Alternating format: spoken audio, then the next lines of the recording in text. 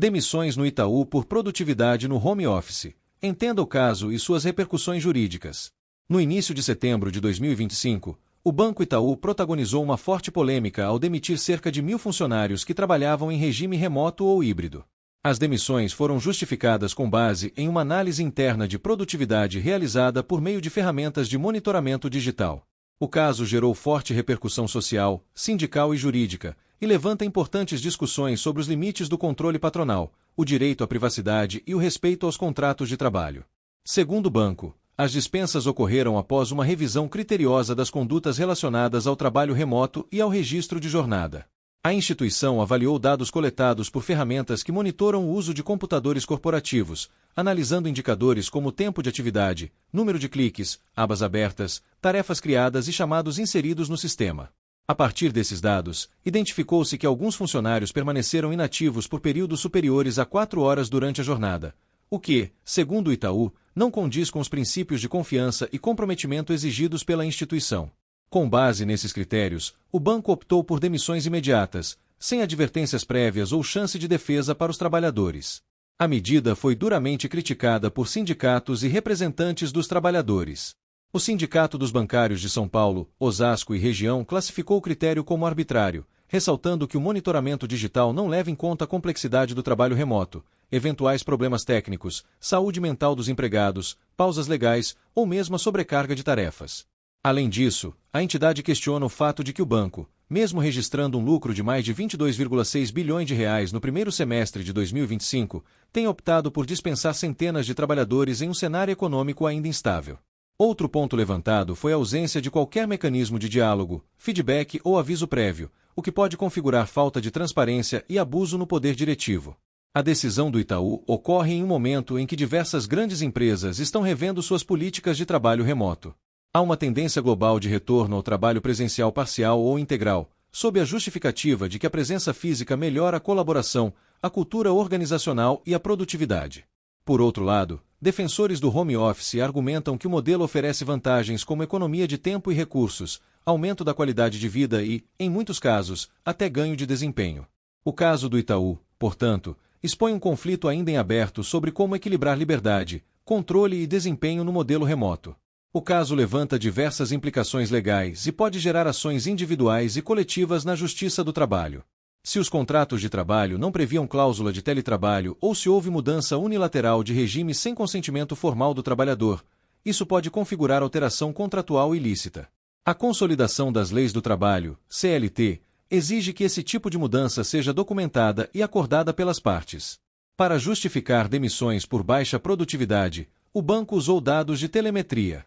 No entanto, nem todo trabalhador em home office está sujeito a controle de jornada, especialmente se houver cláusula específica de autonomia no contrato. Caso o controle tenha sido implantado sem previsão contratual ou sem comunicação adequada, ele pode ser questionado judicialmente. Se a empresa alegar que houve simulação de trabalho, como o uso de softwares que imitam atividade no computador, poderá aplicar a justa causa por ato de improbidade. No entanto, essa medida exige prova concreta da má-fé do empregado. Caso contrário, a demissão sem chance de defesa pode ser considerada injusta ou até abusiva. O empregador tem responsabilidade sobre as condições de trabalho, mesmo no home office. A falta de suporte ergonômico, ausência de política de saúde mental, sobrecarga de trabalho ou desrespeito ao direito à desconexão podem gerar ações por danos morais ou materiais. A ausência de advertência, de processo interno de avaliação e de possibilidade de defesa pode ser considerada uma violação do princípio da ampla defesa e do contraditório.